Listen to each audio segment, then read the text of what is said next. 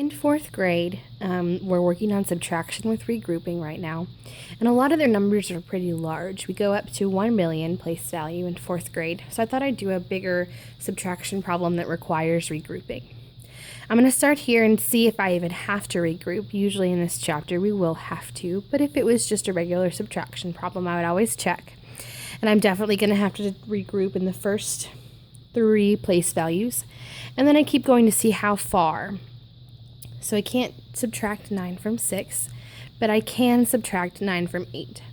And I told the third graders that they could think about, even if we borrow from this 9, there will still be enough to take 8 from it.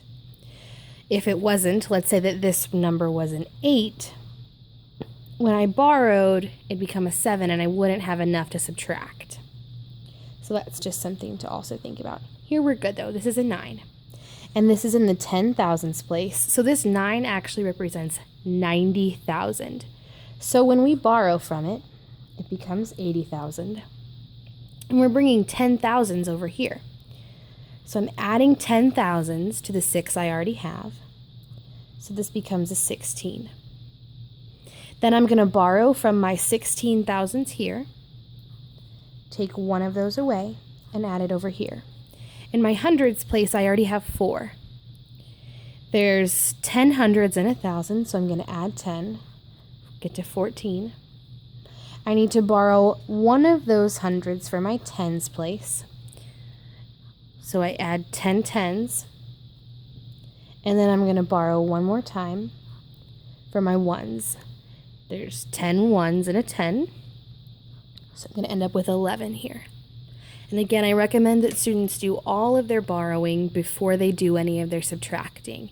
That way it's less easy to get lost up here when they're borrowing. They can just focus on borrowing and then just focus on subtracting.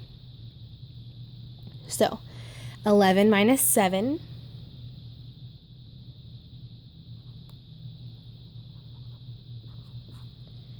Nine minus 4. 13 minus 5. 15 minus 9, 8 minus 8. Can't forget to bring down my comma. 7 minus 2. 1 minus 1 is 0. So they could write the 0, or you can also leave it blank. So our answer is 506,854.